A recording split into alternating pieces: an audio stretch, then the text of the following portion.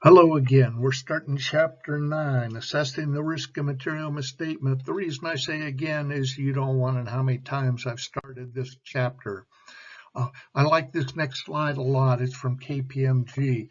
And the importance of this slide is it points out that we have different audit approaches for transactions than account balances, than estimates, than disclosures.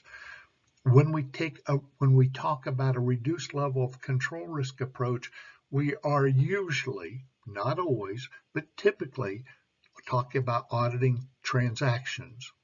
When we take a substantive approach, we usually, not always, but typically are talking about account balances.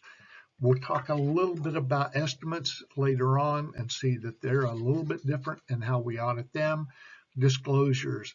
Now, for private companies, the AICPA, the new table, you'll notice it includes a column for transactions and disclosures, for account balances and disclosures. Fraud's an entirely different game. We're not going to really get into that in this quarter. 315. 315 is a thou shalt. Regardless of which audit approach we take, we have to obtain an understanding of the internal control. 315 says, understand the entity and its environment, including its internal controls. We need that to provide a basis for designing and implementing the appropriate responses to our assessed risk of material misstatement. Now, the auditor's report, if we go to the auditor's responsibility section, it's pretty similar. Identify and assess the risk of material misstatement. Why? So we can design and perform appropriate audit procedures in response to those risks. Now, this next section is part boilerplate and part information. Obtain and understand the internal control in order to design appropriate audit procedures. Okay, that's an always. Public, private, don't care. But this is the AICPA report for private companies, but not for the purpose on expressing an opinion on the effectiveness of their internal controls, because we don't express such an opinion. So this is boilerplate, because after Sarbanes-Oxley, everybody and their brother thinks that we audit the internal controls for all companies. No, Sarbanes-Oxley only applies to public companies. Now we're talking about private companies, and for private companies, we do not express an opinion on the effectiveness of the internal controls. Therefore, for private companies, we always have to understand the internal controls, but we don't always have to test the effectiveness of the internal controls. Big difference between public companies and private companies there. In the last chapter, the quarter, we're going to talk about we're required to communicate to those charged with governance matters related to the internal controls that we identified during the audit.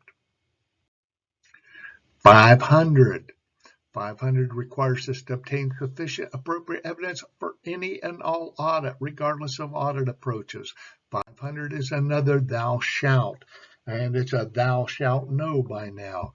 The objective of the auditor is to evaluate the information used as audit evidence, including the results of audit procedures, to inform the auditor's overall conclusion about whether they've obtained sufficient appropriate audit evidence. Okay, so that's a thou shalt know. We perform audit procedures in order to obtain audit evidence. That's how we buy audit evidence, with our audit procedures. Audit risk, another definition that thou shalt note. The risk that the auditor expresses an inappropriate opinion when the financial statements are materially misstated. Notice that our concern is when the financial statements are materially misstated. Could we issue an inappropriate opinion when the financial statements are fairly presented? Yes, but that's not our big concern. Our big concern is that we express an inappropriate opinion when the financial statements are materially misstated. So what's materiality? The auditing standards say the magnitude of an omission of misstatement of accounting information in light of surrounding circumstances makes it probable that the judgment of a reasonable person relying on that information would have changed or influenced by that omission or misstatement. So it's the magnitude of a mistake that we believe would cause somebody relying on this accounting information to have changed or influenced their decision. Materiality, I use the word performance materiality, tolerable error, tolerable misstatement interchangeably. What I'm trying to get across is we have materiality for the financial statements as a whole.